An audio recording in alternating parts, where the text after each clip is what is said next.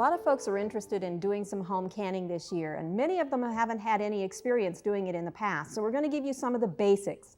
I have several canners here, and they're all different, and it's important for you to know which kind you have and which kind of food you're working with, where you live, and you must have a tested recipe in order to do everything right.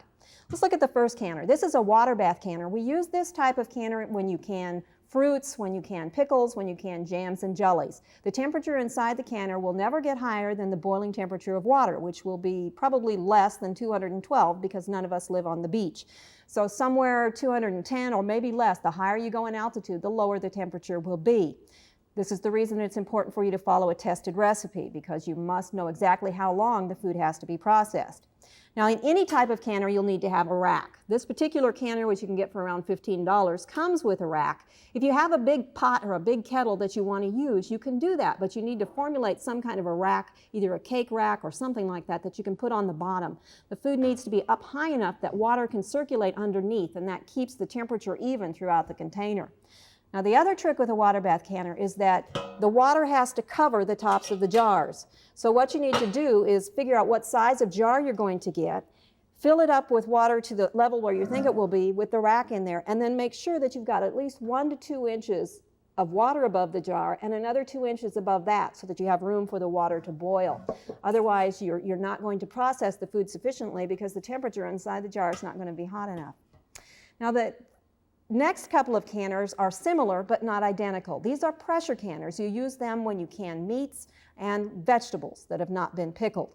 The differences between the two is that this one is what we call a dial gauge canner, and this one is a weighted gauge canner. It doesn't have the dial that you see here.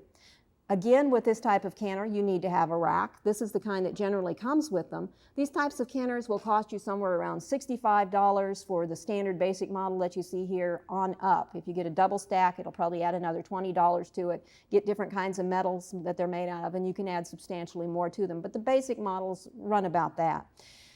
Now, the difference here, if you have a dial gauge canner, you need to take it to your county extension office, just the lid part of it. You don't have to take the rest. You need to have this gauge tested each year. If you do a lot of canning, it's a good idea to take it in again. So call your county extension office and find out when the county educator is going to be there and testing the lid. Sometimes they do it on a certain day. Sometimes you can do them anytime. But find out what your situation is in your county. The second type of pressure canner is, as I said, a weighted gauge canner. Now, in this one, there's not a dial on here. It comes with a set of weights that come apart. Now, you have just one of the weights on there. You're working with 5 pounds of pressure. Add the first ring, and you've got 10 pounds. Add the second ring, and you have 15. Again, this is why it's important for you to know your altitude and know what food you're working with so that you can pick out how many of these rings you need. Also, which food you're working with so that you know exactly what you're doing. You can find out your altitude for most places in the state of Oklahoma by looking at a state map. That'll give you a good feeling. If it's not directly in your town, it'll give you a neighboring community. So get one of the Department of Tourism's maps and you can figure that out quickly. Airports will also be able to tell you. Police departments can also tell you in many cases what the altitude is, as well as the Weather Bureau.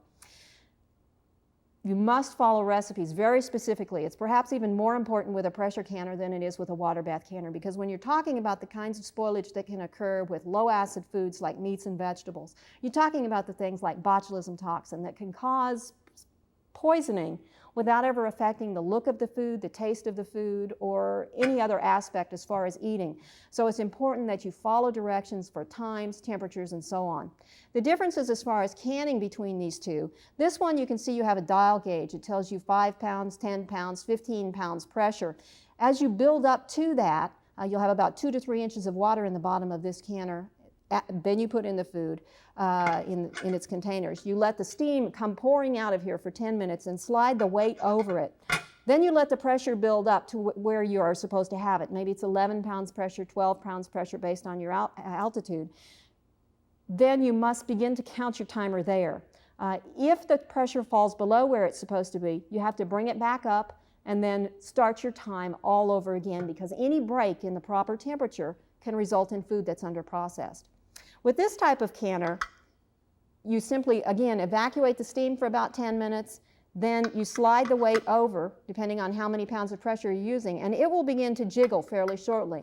When it's jiggling about 3 times a minute, you can start your timer.